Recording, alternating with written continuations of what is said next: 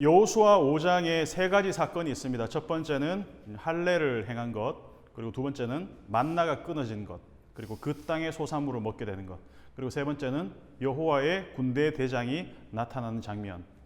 할례, 그리고 만나 이야기, 그리고 여호와의 군대 대장, 이 세 가지 이야기가 5장에 나타나고 있습니다.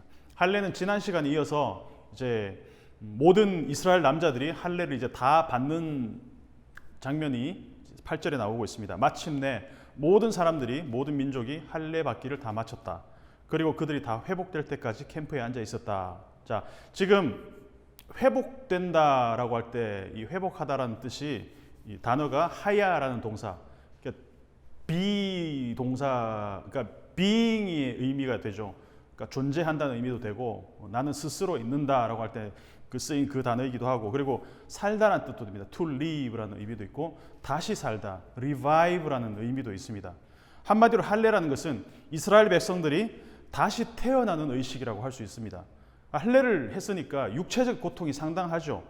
내가 살아있다는 것을 가장 강렬하게 느낄 때가 언제냐? 내가 고통을 느낄 때라는 것입니다. 그래서 역설적이게도 내가 고통을 느끼는, 지금 할례를 받은 직후에 아픈 상태, 굉장히 고통스러운 상태지만 내가 살아있음을 가장 강렬하게 느낄 수 있는 상황이라는 것이죠.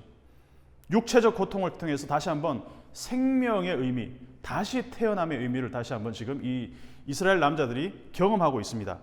아, 생명은 내가 하나님과 연결되어 있을 때 비로소 내가 누릴 수 있는 것이구나. 이스라엘의 지금 모든 할례 받지 않았던 사람들이 다시 한번 이 revive, 다시 소생하는 지금 경험을 집단적으로 하고 있는 거죠. 통증은 있지만 이 수술을 하고 나서 상처가 아물어야 새로운 세포가 자랄 수 있는 것처럼 우리가 다시 우리의 모든 죄에 대해서 죽고 다시 살아나는 이 할례의식을 통해서 다시 하나님과 연결, 이 접점을 이룰 수 있는 어떤 정체성이 새롭게 이루어지는 그런 장면입니다. 그리고 9절을 보면, 그리고 여호와께서 여호수아에게 말씀하셨다. 오늘 이날에 애굽의 수치를 멀리 roll away, 굴러보냈다. 그래서 이 장소의 이름이 오늘까지 길갈, 굴러감이라는 의미입니다.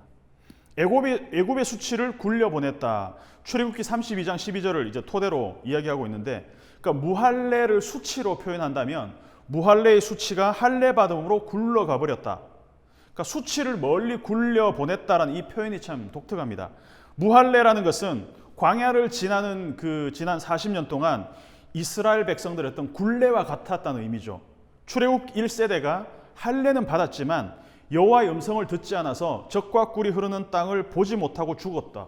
그리고 그 다음 세대는 여호와의 목소리를 듣고 요단강은 건넜지만 이 사람들은 여전히 무할례자들입니다. 무할례라는 어떤 굴레에 있었다면 하나님이 이 문제를 단번에 하루 만에 해결을 하셨다는 거죠. 그래서 이 굴레에서 벗어나게 하셨다. 요단을 건너자마자 어떤 군사력의 저하라는 위험을 감수하고서도 모든 남자들이 할례를 받게 하는 것, 이것이 가장 중요한 의식이었다는 겁니다.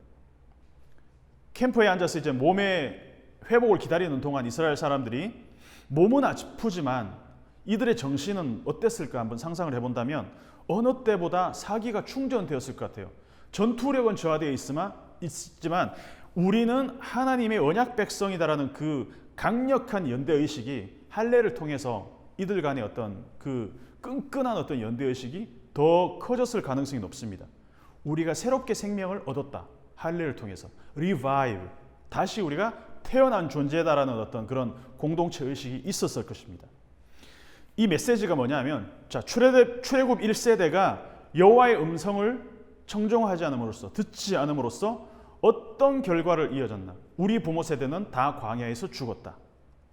그 다음 세대는 이것을 심각한 메시지로 받아들여야 된다는 겁니다. 할례를 받았지만 우리의 부모들은 하나님의 음성을 듣지 않았기 때문에 다 광야에서 죽었다. 그러면 우리도 지금 할례를 받았지만 새로운 땅에 들어가서 이제 이 가나안 땅을 우리가 하나씩 정복하면서 우리 역시 하나님의 음성을 듣지 않는다면 우리의 부모들처럼 우리도 그런 실패를 맛볼 수 있다라는 어떤 그런 경각심을 일으킬 필요가 있다는 거죠. 사울이 아말렉 사람들을 다 전멸하라는 명령을 듣지 않아서 사무엘상 15장 이제 15장인가요? 예, 15장, 13장 여기서 보면 사울이 아말렉 사람을 전멸하라는 그 명령을 듣지 않아서 사무엘이 사울에게 했던 말이 있죠. 여호와께서 번제와 다른 제사를 그의 목소리를 청종하는 것을 좋아하신 같이 좋아하시겠나이까? 순종이 제사보다 낫고 듣는 것이 순양의 기름보다 나으니. 번제를 드렸다고 해서 자동적으로 하나님이 받아주셔야 하는 것이 아니라는 거죠. 예배를 우리가 드린다고 해서 자동적으로 우리가 하나님께 받아들여지는 것이 아니다. 그러니까 듣는다는 행위는 항상 라이브입니다. 녹화된 것을 듣는 것이 아니라 지금 현재 하나님이 우리에게 말씀하시는 것이 무엇인지, 그것을 내가 지금 듣고 있느냐 듣지 않느냐. 어제 들었더라도 오늘 듣지 못한다면 오늘 실패한 것이고, 오늘 실패했더라도 내일 다시 들을 수 있다면, 내일 다시 우리는 하나님의 음성에 현재형으로 귀를 기울인다면 그것은 또 오늘의 실패가 내일 다시 회복될 수도 있다라는 메시지겠죠. 두 번째 장면은 이제 유월절을 이 할례 받은 가운데서 좀 고통스러운 이런 상황 가운데서도 행하고, 그리고 만나가 끊어지는 장면입니다. 1월 14일에 이스라엘 백성들이 유월절을 지킵니다. 그 땅의 소산물을 먹을 때 또 만나가 끊어지는 내용이 그 다음 절에 나오고 있습니다. 요단을 건넜을 때가 1월 10일이었습니다. 그러니까 정확하게 나흘 후에 유월절입니다. 1월 14일이 유월절이죠. 출애굽기를 보면 애굽에 장자 재앙이 있을 때 이스라엘은 문설주에 양의 피를 발라서 그 재앙을 피해갔습니다. 그것을 기념하는 달, 그 기념하는 달이 이스라엘에게는 그 해의 첫 달이 되는 거예요. 그때가 대략 3, 4월이었는데 이스라엘은 이 달을 1월로 지킨다는 것입니다. 이것을 아빕월이라고 합니다. 아빕월. 그러니까 아빕은 곡식의 이삭을 뜻합니다. 3, 4월의 이 로마력, 그러니까 지금 이제 로마력을 따르고 있지만 일반적인 그 달력보다는 한 두세 달 정도 앞서서 이스라엘 역이 1월로 된다는 것이죠. 새로운 땅에서 할례를 통해서 새로운 생명을 얻고 하늘에서 떨어지는 만나가 아닌 그 땅의 소산을 먹기 시작했습니다. 자, 성경에서 먹는다는 것은 신구약을 통틀어서 구원과 관계가 있습니다. 출애굽기에서 유월절에 함께 먹은 무교병, 쓴 나물, 그리고 어린 양, 여기서 무교병과 볶은 곡식을 먹었습니다. 신약에서는 예수님의 마지막 만찬 때 예수님의 살과 피, 포도주와 떡을 함께 먹었습니다. 할례라는 것은 이스라엘 백성들이 하나님의 언약 백성이라는 것을 다시 한번 상기시키는 의식이고, 유월절을 행한다는 것은 언약 백성을 노예된 삶에서 자유인으로 만들어준 하나님의 구원, 하나님의 은혜를 기억하는 의식입니다. 그러니까 할례와 이 유월절, 이것은 출애굽 당시에 하나님이 하셨던 말씀을 여호수아가 그대로 기억하고 있었다는 얘기입니다. 정확하게 기억하고 있었다는 얘기입니다. 출애굽기 13장 6절을 보면 이레 동안 무교병을 먹는데 일곱 번째 날에는 여호와께 절기를 지키라, 샤마, 이렇게 나오고 있고, 출애굽기 13장 10절에 보면 해마다 절기가 되면 이 규례를 지킬지니라, 샤마. 그러니까 이 규례, 이 유월절을 지키는 것, 무교병을 먹는 것, 이것이 얼마나 함께 먹음의 이 행위가 얼마나 중요한 의식인지를 지금 여호수아가 정확하게 알고 있었다는 것입니다. 그래서 이 지금 급박한 상황이잖아요. 언제 전투가 일어날지 모르는 상황인데 이 상황에서 할례를 행하고 유월절을 지키고, 사실 상식적으로 생각하면 이거는 전혀 말이 안 되는 행위들이잖아요. 언제 전쟁이, 언제 여리고 사람들이 우리에게 닥칠지 모르는데 지금 할례를 행하고 유월절을 지킨다? 조금 상식적이진 않지만 이것이 반드시 이것부터 해야 된다는 것을, 그 우선순위가 여호수아에게 있었다는 것입니다. 여호수아 1장 7절을 다시 읽어보면, 한번 찾아서 읽어보겠습니다. 여호수아 1장 7절을 읽어보면, 오직 강하고 극히 담대하여 나의 종 모세가 내게 명령한 그 율법을 다 지켜 행하고 우로나 좌로나 치우치지 말라. 그리하면 어디로 가든지 형통하리니. 지켜 행하라. 다 지켜 행하라. 샤말 아싸, 지키고 행하다, 같이 쓰고 있습니다. 그러니까 지킨다는 것은 기억한다는 것이고 그게 행동으로 연결된다는 것입니다. 지킴과 행함은 연결해서 쓸 수밖에 없는 쌍이라는 것입니다. 샤마르와 아싸. 여호수아는 정확하게 하나님 말씀대로 행했습니다. 할례를 행했고, 아싸, 유월절을 아싸 행했습니다. 정확하게 아싸라는 이 동사를 쓰고 있습니다. 우리는 기억하고 있으면 행하고 있다고 생각할 수 있습니다. 근데 내가 하나님의 말씀을 듣고 있으면 그대로 행하고 그대로 살고 있다고 생각할 수 있습니다. 지킴이 행함과 연결될 때 그것이 실제가 된다는 것을 지켜 행하라, 샤마르 아싸, 이것이 연결되는 것을 이게 우리에게 보여주고 있는 것이죠. 그리고 여호수아는 그대로 행하고 지켜고 있다는 것입니다. 창세기 3장을 보면 먹으면 죽는 이야기가 나옵니다. 선악을 알게 하는 나무, 창세기 2장 그리고 3장에 나오죠. 그리고 먹어야 사는 이야기가 나옵니다. 먹으면 반드시 죽는 이야기로 시작해서 반드시 먹어야 사는 이야기로 끝이 난 성경 전체를 보면 무엇을 먹어야 되느냐? 어린 양을 먹어야 된다는 것이죠. 그래서 6월절에 어린 양을 함께 먹었습니다. 그것이 구원입니다. 이 어린 양이 나중에 무엇이 됩니까? 요한계시록 22장 성경의 마지막을 보면 어린 양의 보좌, 그 생명수, 생명나무가 있는 양쪽에 생명나무가 있고 그 가운데 뭐가 있냐? 어린 양의 보좌가 있다는 거죠. 무엇을 먹어야 되나? 먹지 말아야 되는 것을 먹어서 실패했다면 먹어야 될 것을 반드시 먹음으로 우리는 새롭게 하나님의 그 언약 백성으로서의 정체성을 회복할 수 있다는 것이죠.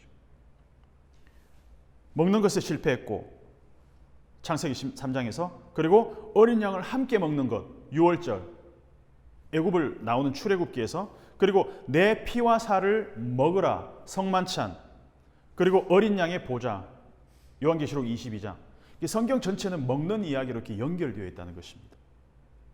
두 개의 나무 창세기 2장 9절에서 동산 중앙에 있던 두 개의 나무 하나는 선악을 알게 하는 나무 하나는 생명나무였습니다. 보기에 아름답고 먹기에 좋은 나무가 있습니다. 그러니까 선악을 알게 하는 나무는 디스플레이에는 좋지만 먹으면 안 되는 나무였고 생명나무는 먹기에 좋은 나무라는 것입니다. 먹으면 반드시 죽는 선악과가 독이었다면 먹어야 사는 어린 양은 해독제라는 것이죠. 창세기에서 에덴 동산의 가운데 생명나무와 선악을 알게 하는 나무가 있었지만 계시록 마지막 장면에는 어린 양의 보좌로부터 흘러나오는 생명수의 강, 이 좌우에 생명나무가 있습니다. 새로운 에덴의 센터를 차지하는 것은 생명나무가 아니고 뭐다? 어린 양의 보좌라는 것이죠. 이것이 6월절의 의미입니다. 그래서 이 6월절이 출애굽기 때부터 계속해서 한 번 지켜진 이후로 계속해서 1월 14일에 목숨을 걸고 지키는 설사 1월 14일에 6월절을 지키지 못했다면 2월 14일에는 속 6월절을 통해서 반드시 지키는 1월 14일에 여행 중이었다면 2월 14일에는 반드시 지켜야 되는 것이 6월절이라는 목숨을 걸고 지키는 것이 이스라엘의 6월절이라는 것입니다. 이게 6월절의 의미입니다. 그리고 성만찬의 의미고 지금 우리가 하는 성찬식의 의미이기도 합니다. 그리고 여호수아는 이 그림을 미리 봤다는 것이죠. 요단강을 건너기 전에 백성들한테 그래서 이것을 명령을 했다는 것이죠. 양식을 준비하라. 여호수아 1장 11절에 나오죠. 그래서 여호수아는 요단을 건넌 후의 일들을 미리 보고 6월절 그림까지 구상해 넣었다라는 것이죠. 자, 만나가 끊어집니다. 이스라엘 백성들이 할례를 행한 후에 길갈에 진을 치고 곧바로 6월절을 지켰습니다. 그리고 그 다음 날 땅의 소산물을 먹었다라고 나옵니다. 만나는 가나안 땅의 소산물을 먹은 다음 날 바로 끊어졌어요. 왜 하나님은 이스라엘 백성들이 요단 서쪽에 그 소산물을 먹은 다음 날 만나를 끊으셨을까? 그 전에 끊었을 수도 있고 그리고 한참 더 있다가 끊을 수도 있었을 텐데 만나, 하늘에서 내리는 것 그리고 땅의 소산물 하늘에서 내리는 것이 끊어지고 땅의 소산물을 먹었다. 하늘의 공급이 끊어지니까 땅이 우리를 먹이신다. 하나님은 어떤 방식으로도 우리를 먹이신다는 것입니다. 하늘의 공급을 주실 때는 초자연적인 방법으로 하나님이 우리에게 음식을 떨어뜨리셨다면 그 초자연적인 방법이 끝났을 때는 땅에서 하나님이 그 소산물을 먹게 하셨다는 것입니다. 창세기 3장에서 땅이 저주를 받잖아요. 아담과 하와 때문에. 근데 아담에게는 땅에서 생존할 동안 어떤 약속이 주어집니까? 먹을 것을 땅이 공급해 줄 것이다. 그러니까 저주 가운데서도 하나님의 은혜가 주어진다는 겁니다. 이것은 가나안 땅에서도 그대로 적용이 되는 원리라는 거예요. 땅은 선물로 주어졌지만 땅은 선물로 주었지. 근데 이 땅의 소산물을 먹는 것은 너희가 땀을 흘려 일할 때, 너희가 발을 밟는 모든 곳에서 너희의 노력이 이루어질 때 그 땅의 소산물을 얻을 것이다. 땀을 흘려 노력해야 소산물을 얻을 수 있다. 그럴 일이 없겠지만 누군가 저에게 차를 선물해 줬다고 합시다. 그런데 차를 선물한 것은 고마운 일이잖아요. 근데 그 차를 굴러갈 수 있도록 유지하는 것은 제 몫입니다. 차를 선물해 줬으니까 기름도 매번 넣어주고 계속 뭐 차 수리도 해달라, 제가 이렇게 요구할 수는 없잖아요. 하나님이 거저 주시는 은혜가 있습니다, 분명히. 근데 그것을 통해서 살아내는 것은 노력이 필요하다는 것이다. 소산물이 되게 하는 것은 그 땅이 우리에게 공급하지만 우리의 노력이 이루어져야 그것들이 우리에게 결실로 주어진다는 겁니다. 그래서 은혜의 공간을 채우는 것은 나의 몫이라는 것입니다. 우리 한국교회에서 팽배해져 있는 어떤 은혜에 대한 잘못된 인식들이 있잖아요. 은혜의 개념들. 공부 안 하고 교회에서 살면은 좋은 대학도 보내주시겠지, 뭐 이렇게 생각하는 사람은 없겠지만, 예배 열심히 드리면 일이 잘 풀리게 해 주시겠지, 기도만 하면은 뭐 좋은 배우자를 주시겠지. 일상을 치열하게 살아가는 그 노력이 없으면 그 은혜가 액티베이시 되지 않는다는 것입니다. 그러니까 활성화가 되지 않는다는 것입니다. 새로운 어떤 기기를 주지만, 우리에게 일렉트릭 디바이스를 주지만 그것이 활성화가 되기 위해서는 반드시 우리의 어떤 노력이 필요하다는 것입니다. 바울이 말하는 구원론은 이런 의미죠. 빌립보서 2장 12절에 두렵고 떨림으로 너의 구원을 이루라. 그러니까 구원의 주체가 사람에게 있다는 말이 아닙니다. 은혜로 이미 주어진 구원을 살아가는 몫은 나의 몫이라는 것입니다. 저도 마찬가지죠. 설교 준비를 할 때 그냥 기도만 하면 저절로 영감이 주어지는 것이 아니라 원어를 연구하고 배경과 본문을 붙들고 씨름할 때에 이 메시지가 우리에게 다가온다는 것입니다. 그 땅의 소산물을 먹는다는 것. 그 땅의 소산물이 11절에서 가나안 땅으로 바뀌었습니다. 이 포괄적인 의미가 구체적인 가나안으로 바꿨습니다. 그 해에 가나안 땅의 소출을 먹었더라. 지금 현재 시점은 정월이니까 이 말은 이제 시간이 흐른 다음에 기록한 내용이겠죠. 이스라엘 백성들 실제로 그 해의 가나안 땅의 소산물을 노력을 통해서 먹었던 것 같습니다. 자, 세 번째, 여호와의 군대 장관이 나타난 장면입니다. 세 번째 장면입니다. 13절에서 15절까지.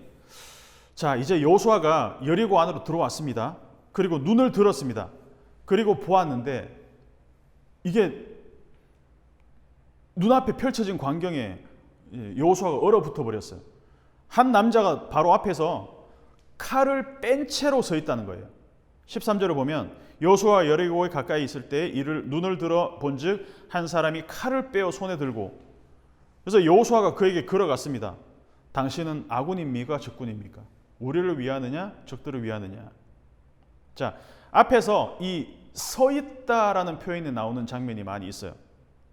한번 쭉 찾아보면 3장 13절, 16절, 17절, 4장 10절, 5장 13절에 물이 머물러 섰고, 그리고 제사장들이 언약궤를 메고 하나님이 멈추어 서라는 곳에 섰습니다. 아마드가 계속 반복해서 쓰이고 있습니다. 그러면 여기서 한 남자가 서 있다, 아마드라고 했을 때는 한번 우리가 추측해 볼 수 있어요. 물을 멈추어 세운 것은 누굽니까? 하나님이 멈추어 세웠어요. 그리고 제사장들이 언약궤를 메고 그 자리에 멈추어 서게 한 것도 하나님의 명령이었습니다. 그러면 이 자리에 지금 서 있는 이 남자는 하나님과 연관되어 있을 가능성이 높다는 것입니다. 그죠?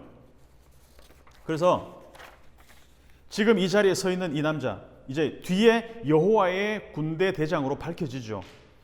이 사람이 하나님과 관련될 가능성이 굉장히 높다는 것을 추측해 볼 수 있어요.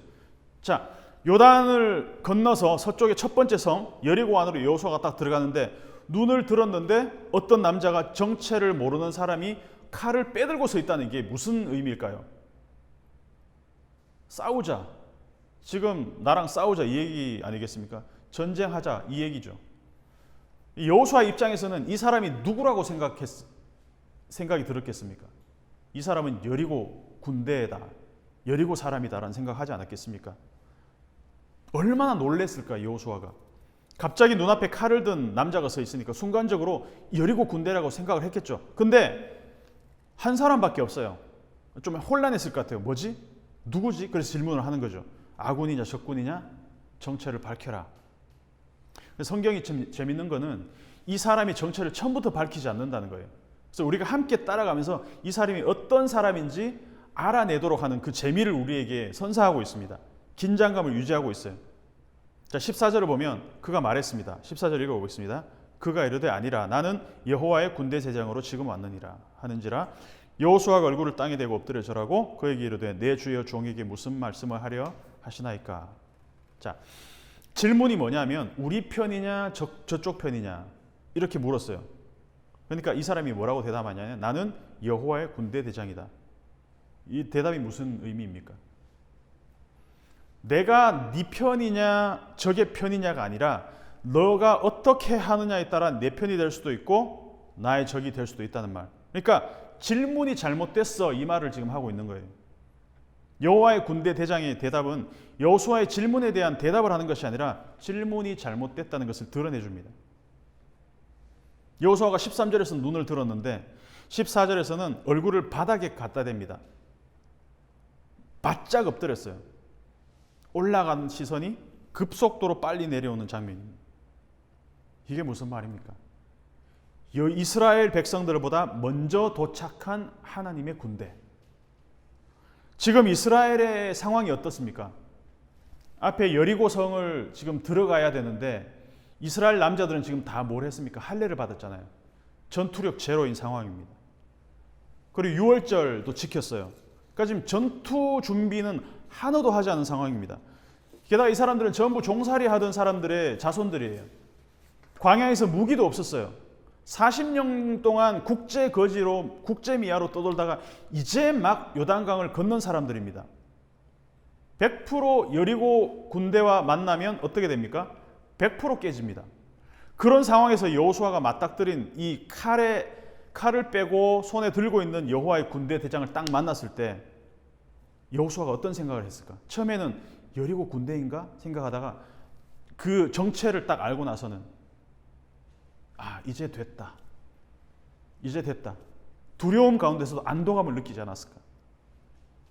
이스라엘 백성이 지금 집단 할례를 받아서 전쟁을 할 수 있는 상황은 아니지만 하나님은 이미 전쟁 준비를 마친 상태다라는 거죠. 이게 무슨 뜻일까? 여리고 군대와 전쟁을 하는 것은 이스라엘 백성들이 아니라 이스라엘 할례 받은 군사들이 아니라 하나님이란 것이죠. 그러니까 할례 때문에 전투력 상실, 전투력이 제로인 상황이지만 하나님의 전쟁 준비는 이미 끝났다. 왜? 칼을 이미 빼들고 있다는 것은 전쟁을 시작했다는 것이죠. 이것은 나의 전쟁이다라는 것이죠. 모든 이 이스라엘의 전쟁들을 보면 이스라엘 사람들이 전투력 제로일 때 하나님의 전쟁이 시작되었습니다. 이거 어디서 많이 보던 패턴 아닙니까?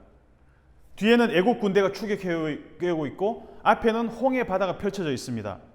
그 상황에서 진퇴양난에서 모세가 이스라엘 백성들에게 했던 말이 여호와께서 너희를 위하여 싸우시리니 너희는 가만히 있을지어다. 출애굽기 14장 14절에 나오는 말씀입니다. 그 전에 뭐라고 말했냐면 두려워하지 말고 가만히 서서 여호와께서 너희를 위하여 행하시는 구원을 보라. 가만히 서서. 오늘 15절을 보면 그 내용이 이어집니다. 여호와의 군대 대장이 여호수아에게 말했는데 벗어라 너의 샌들을 너의 발로부터 너의 신발을 벗어라. 왜냐하면 내가 그 위에 네가 위에 서 있는 그곳은 거룩한 곳이기 때문이다. 그리고 여호수아가 그대로 행했다. 아싸. 할례를 아싸 행했고 유월절을 아싸 행했고 여호수아는 신발을 벗고 그 자리에 서라는 말 그대로 행했습니다. 아싸 아싸 아싸. 계속해서 그 말씀대로 행하고 있는 모습. 저는 이 장면을 출애굽기 3장 15절의 오마주라고 생각을 해봤습니다. 네가 선 곳은 거룩한 곳이다. 네 발에서 신을 벗으라. 15절 한번 읽어보시죠. 여호와의 군대 대장이 여호수아에게 이르되 네 발에서 신을 벗으라. 네가 선 곳은 거룩하니라 하니 여호수아가 그대로 행하니라. 출애굽기 3장 5절하고 철자 하나 안 틀리고 히브리어로 똑같습니다. 네가 선 곳은 거룩한 곳이다. 네 발에서 신을 벗으라. 그 장면은 여호수아에게 그 떨기나무 앞에서, 타지 않는 그 떨기나무 앞에서 하나님의 현현을 만난 모세를 그대로 하나님이 지금 여호수아에게 보여주고 있다는 거예요. 하나님의 이 출애굽기 3장의 오마주를 통해서 여호수아에게 주시는 하나님의 선물입니다. 이 장면이 저는 굉장히 이렇게 소름 돋았어요. 하나님이 여호수아에게 내가 모세에게 나타났던 것처럼 너에게 동일한 존재로 너에게 나타난, 철제 하나 틀리지 않고 네가 선 곳은 거룩한 곳이다. 너의 신발을 벗어라. 하나님이 이 모세에게 나타나셨던 그 방식 그대로 나에게 나타나셨고, 나는 또 다른 모세로서 하나님이 지금 그 모세에게 약속하신 그 출애굽을 지금 이 가나안에서 완성시키기를 원하시는구나. 네가 선 곳은 거룩한 곳이다. 네 발에서 신을 벗으라. 그 말씀 가운데서 확신했을 겁니다. 여호수아는 이제 그때가 이루어지는구나. 여호수아도 모르는 사이에 하나님은 이미 전쟁 준비를 마쳤습니다. 여호수아가 전략을 짜고 어떤 그 전쟁의 어떤 그런 이런 배치도나 전열을 정비할 어떤 준비를 하기도 전에 하나님은 이스라엘을 전투력 제로의 상태에서 하나님은 이미 전투 준비를 마치셨다는 것이죠. 하늘이 돕고 땅이 돕고 있습니다. 하늘에서는 만나는 내리지 않지만 여호와의 군대 대장이 내려왔고, 땅에서는 하나님이 소산물을 준비해서 이스라엘 백성들을 먹이십니다. 하나님이 멈추어 서라고 하신 곳에 언약궤를 맨 제사장들이 아마 멈추어 섰고, 물이 흐르던 그 자리에 하나님이 멈추어 세우셨을 때 그 자리에 요단 그 물들이 멈추어 섰습니다. 아마드. 그리고 여호와의 군대 장관 역시 하나님이 보내신 곳에 아마드 서 있습니다. 그리고 여호수아는 그 앞에 신을 벗고 아마드 서 있습니다. 계속해서 아마드가 이어지고 있습니다. 모든 세계가 하나님의 명령 앞에 멈추어 서서 아마드, 하나님의 명령을 듣고 있습니다. 그래서 우리는 이 시간에 우리에게 주시는 메시지가 분명하다고 생각을 합니다. 지금 내가 어디에 어디에 서 있는지 우리가 멈추어 서서 볼 수 있는 눈이 있었으면 좋겠습니다.